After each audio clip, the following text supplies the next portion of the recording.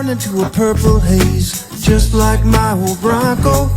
My body has seen better days, just like my old Bronco. Hey, I'm Kevin Bacon from the Bacon Brothers. You guys are going to be in Nashville, Indiana at Brown County Music Center on August 8th. Is that right? Yeah. I know there are a lot of people who may or may not have known that you were in a band since, was it 94 or 95?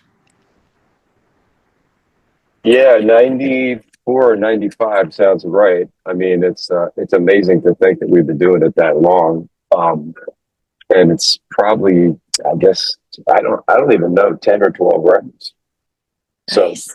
yeah, it's a lot. It's original records. We got a couple of covers, thrown in here and there, but it's all been our stuff. And I think that the reason that it keeps going is really because we're a songwriting band. We write the songs. If you write songs, I'm sure you've talked to people about this before, but you play them, and then eventually you play them enough for yourself, and then you play them for your wife, and then you play them for your dog, and then eventually you kind of feel like I want to share this with someone outside of my inner circle and see how people respond to it. And I think that's why the band has kept going, is because we kept writing songs. Heck yeah.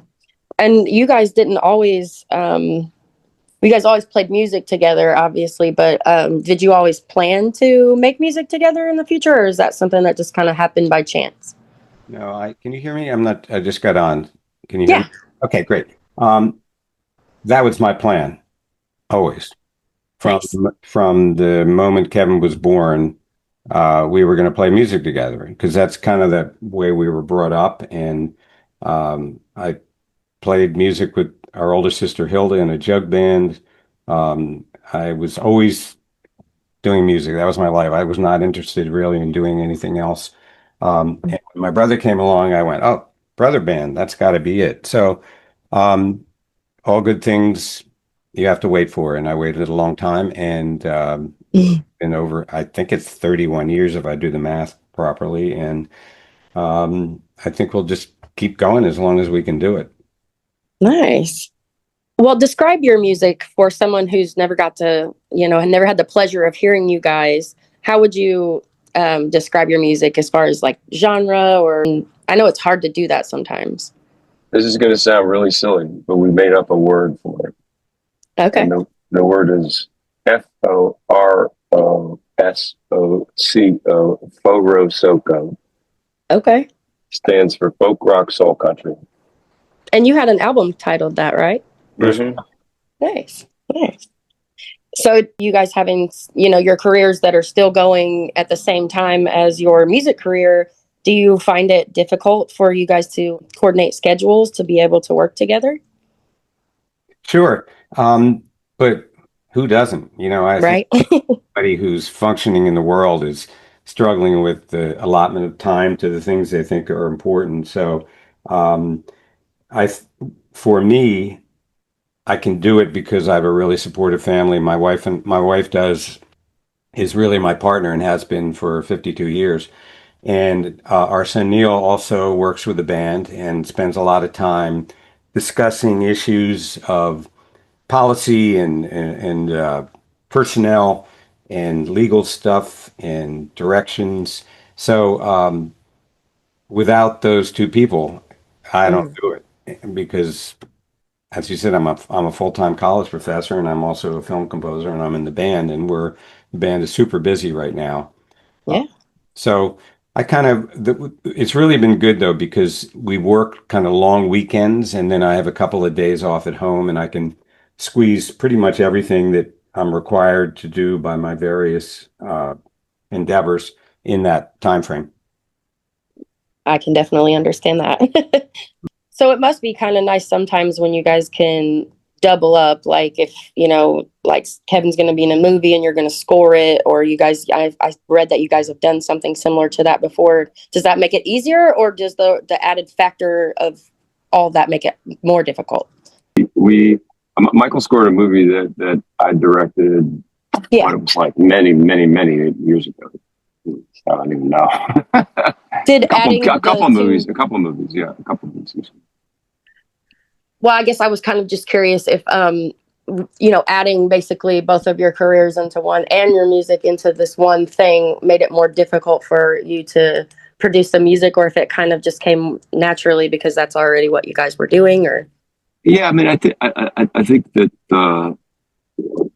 I would connect it more to like when I was about 13 or 14, Michael was doing a solo career when he wanted to put a small backing band together. It was kind of like an acoustic singer-songwriter band, and he got a woman singing background vocals and a bass player, and he asked me to play percussion in the band as a little kid, and it's not like I was a professional percussionist, but I did like percussion, and so I started backing him up, doing that.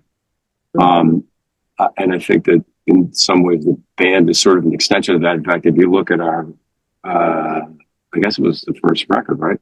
There's a picture of us playing in it, many, many years ago, whatever that is. I don't know. It's 50 something years ago. Your connections as brothers strengthens your music. Do you think that it also sometimes creates like a fun dynamic where it can be a little more playful than it would be with, someone else that you were collaborating with?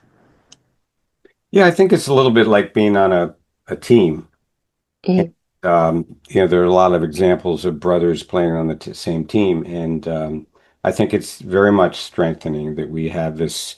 I mean, first of all, the Bacon Brothers is a business, and it's a New York business, and it's been around for 31 years, which is probably kind of unusual for most businesses crash after a couple of years. And Mhm.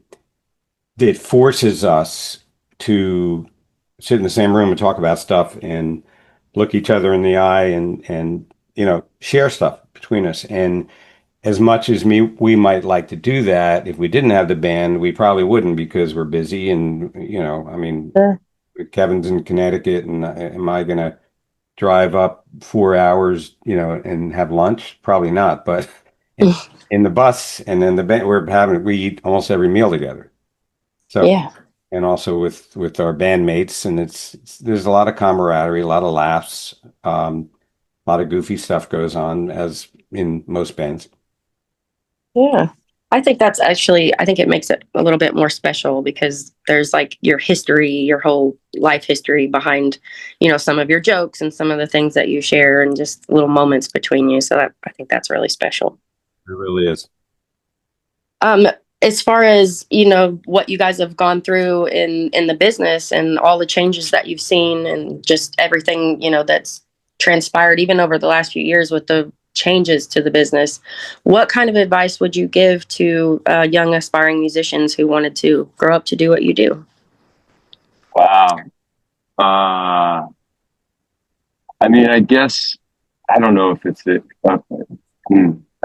I, I guess I guess the good news is that I think about this with filmmakers too, right? Mm-hmm. If you were an aspiring filmmaker when I started making movies, in the '70s, if you wanted to make a movie, you could try, but it was going to be really expensive and really hard. I mean, you're going to have to get an 8mm or 16mm Super 16 camera and figure out a way to record it and then get an editing bay and it was a lot of work that went into and huge amounts of money that went into that. Mm-hmm. And then now, if you got a phone, you can make a movie, and so you have no excuse to not kind of create. And I think that if you're a singer songwriter, we like real instruments that you hold in your hand and stuff like that. But Mm-hmm. just start writing things and start trying them out. And even if you are doing it with a device, you know, start putting words to music and see what happens. And if it doesn't work, do it again. You know what I mean? And when it comes to like recording your own stuff, you really, again, it's the same type of situation. You really don't have an excuse. You know, it's not like you need a giant recording studio anymore. You can Right. really, you can make music. I mean, that's kind of the good news and the bad news about it, because it means that there's an awful lot of stuff that's, you know, probably not that great, or everything is kind of moving a little bit to the middle. But I, yeah, I mean, I guess like anything else, you don't you get better by trying and failing, and I mean, it's such a cliche, but you need to put the time in. You need to put the 10,000 hours in. You know, like Mhm. anything. Yeah. No, that's great. That's a really good point. I think that we have been like given the opportunity now to just create it. I do think something I hear a lot is that it also makes the market more saturated. Do you think that you've had a way to combat that, or do you think that's just kind of something that speaks like your music has to speak for itself, kind of thing? Yeah, well, I'll give you my 2 points for success. And Hmm. for some reason, a lot of mothers, sometimes mothers come up to me that have children that are musically inclined, Hmm. kind of ask the same question, Amanda, that you just asked. And they get mad at me when I say this, but I say, don't, your kid should not have a backup. Don't say to her, well, you got to go to graduate from dental school before you do that, Hmm.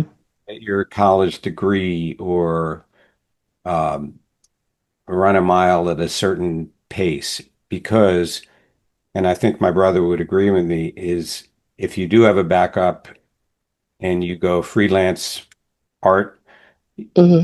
a ballet dancer or an artist or a fine artist or a musician or an actor, you're going to take the backup. But Yeah. that I have no backup, never have. Music is the only thing I know how to do. I can't do carpentry. Um, I'm not a mechanic. So that's one thing. So then sometimes the mothers are kind of disappointed in that. The other thing that I tell as a teacher that I really feel strongly about is if you want to go into art as a freelance, you got to find out what is different about yourself and Hmm. saturation of the market. That's the problem. Everybody's got, if you, let's say you decide to set up a little studio and you get a Pro Tools set up and you get some sample libraries, everybody in the world has that same stuff if they're going to. Hmm. So if you have all the same stuff and you sound like everybody else, there's no real lane for you. And I think that to decide what's different about yourself and then just get really, as Kevin said, once you know what that is, then you put your 10,000 hours into that. And it's going to, separate the waters a little bit and give you, a better opportunity to swim forward. Um, so how you do that, that is kind of vague, but I think everybody who really wants to survive in a freelance creative world has to face that. Yeah. Something that I've heard too is to go into things with a lot less of a competing mindset and more of a collaboration, because you're going to learn that way, even if it's, you're not making music with this person, but that person could impart something on you. Or even with, like Kevin said, movies, you're going to learn from this director. You might not make the movie together, but everything is almost better in a collaboration, is what I have come to understand. I mean, as Kevin said, I made my first record in 1969. And today that money spent on the record would probably be $200,000. There's 20,000 back then. Most people don't have that, but um, collaboration, I think you're absolutely right. The fact that a lot of the music that we create, we're collaborating online and not actually sitting in the same uh, room. Uh, Mhm. not my favorite way to make music, but it's kind of a necessity. And you write a song, you do a demo, it's done to a click, you pass it around, the drummer puts the drums on, the bass player puts the bass in the vocals, and you are collaborating. And like this Zoom itself, such an but at the same time, I miss the individuality of not having that kind of instant collaboration. I remember scoring films in New York was completely dependent on bike messengers because what you were sending around the city were 3/4 inch video cassettes, which are that big. And a bike messenger would come with this thing behind any other thing, and then you'd call a messenger and you'd send it back to the client, and it was very inefficient way to work. Oh. It was on feet mail. Yeah, exactly. I never knew that. That's really cool. Were the rudest, obnoxious people in the world. It was like, I'm a bike messenger. You get the hell out of my way, or I'm going to run you over, or I'm going to flip you the bird, or it was a whole cult. In fact, Kevin did a movie about Yeah, that. I was gonna say I got to defend some of my bike messaging buddies. They would draw exception to that. But no, it is. There, Pretty much there is. gone though. I don't think there are bike messengers anymore. Nah, probably not. Probably not. But there's a. It's them, but they were a rough bunch of people. They were. Yeah, definitely. Yeah, definitely. I wonder I'm sure there are bikers that DoorDash. Oh yeah, maybe DoorDash is the new bike messenger. It could be. Oh, goodness. Well, I know you guys are getting close on time. The only other thing that I really wanted to know was what you guys are most excited about for your show coming up. I think Yeah, go ahead. Go ahead, Mike. songs are